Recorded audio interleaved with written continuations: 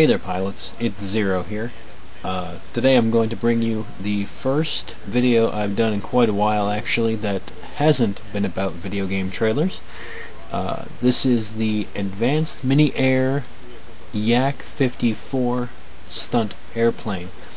I purchased this off nitroplanes.com and I was fairly excited to go ahead and get this in the mail today. Been looking forward to getting this. This is my first foray into 3D aerobatic aircraft. So let's go ahead and get her open, shall we? Now the box is a lot smaller than what I'm used to for my Rafale and other aircraft.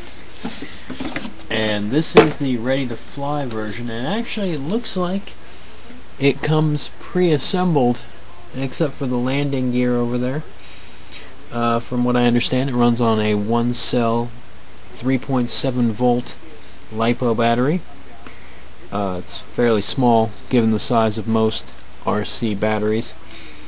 My Rafale, by comparison, ran on a 11.1 volt. Sorry, ran on 11 volt 1300 milliamp LiPo battery. Now, as I said, this is my first foray into 3D aerobatic aircraft, so let's go ahead and get her out of the box, shall we? I see they used masking tape to secure this aircraft in here. It's a decent idea. It's lightweight, keeps it securely in place, and it's easy to tear. Now, yeah, actually this aircraft is entirely put together, as you can see. The wings are firmly attached to the fuselage, propellers installed. The only thing I'm going to have to install is that landing gear.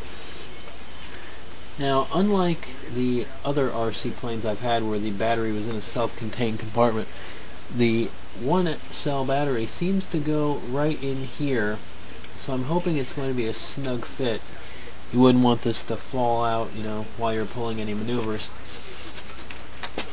Now, this is actually the charging stand, as well as serving as a display base for the plane when you're not using it. It runs on 4 AA batteries for charging the 1-cell battery. The 1-cell battery actually plugs right in here, and it has a charging indicator light, which is very, very useful. Up here we have what I believe is the, yep, that is the base attachment. Snaps right onto the top here. I do believe, yep, just like that. And when the aircraft is not in use, you can, in fact, position it on there like so. And it will serve as a nice display stand, providing I don't break the aircraft first. Now, let's get a look at this battery. The battery, as I said, is a 1-cell battery, which means actually, wow, I hope you guys can see that. That's a very, very tiny battery. By comparison,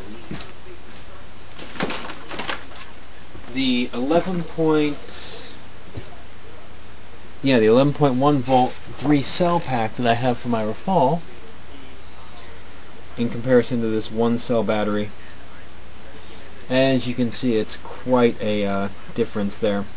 However, the power output is also extremely different. As I said, this is only a 3.7 volt, and this is an 11.1 volt.